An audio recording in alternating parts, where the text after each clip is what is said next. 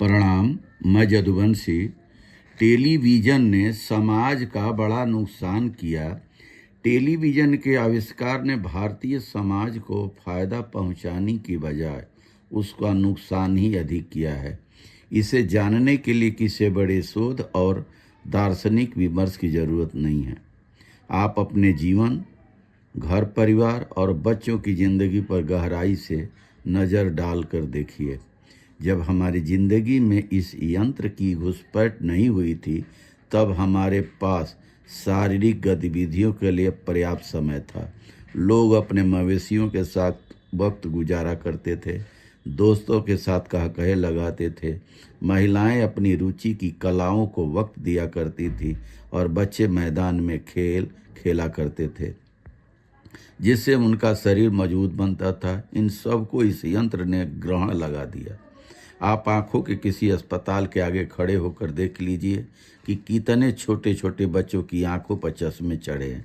ज़्यादातर संपन्न बच्चे अब पार्कों और मैदानों में नहीं खेलने जाते, क्योंकि टीवी और दूसरे गैजेट ने उन्हें इंडोर गेम्स में उलझा दिया है।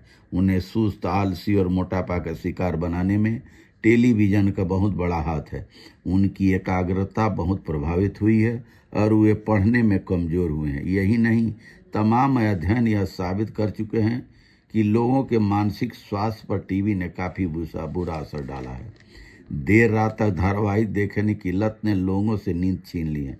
पहले गांव देहात के लोग 9-10 बजे रात तक सो जाया करते थे, मगर अब गाँव में भी 11, साढ़े 11, 12 बजे तक वे सोते हैं। सेहत के लिए नींद कितनी ज़रूरी है, यह न्यूरोविज्ञानी से पूछिए। ऐसी स्थिति में मनोरोगियों की संख्या बढ़ रही है। सामाजिकता के अलावा पारिवारिक जिंदगी पर भी इसका दुष्प्रभाव कम नहीं पड़ा। इस माध्यम से परोसी जाने वाली सामग्रियों ने घर घर में नकारात्मक अपेक्षाओं को हवा दी। नतीजन पिछले 4-5 दशकों में संयुक्त परिवारों के टूटने और तलाक की दर तेजी से बढ़ी है। निस्संदेह टीवी ने कई लोगों को राहत भी पहुंचाई। कामकाजी दंपति वाले परिवारों के बुजुर्ग एकाकीपन के शिकार होने से बचे, मगर इसका दूसरा पहलू यह भी है कि उन्हें टेलीविज़न के हवाले छोड़ दिया गया। पोते नातिन ही नहीं, बेटे बेटी भी उनसे दूर होते चले गए।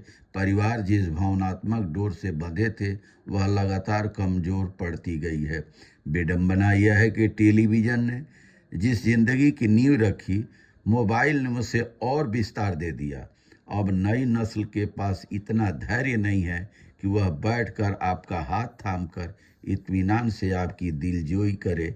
इस यंत्र ने समूची इंसानियत को अपने जैसे यंत्र बनाने का काम किया है।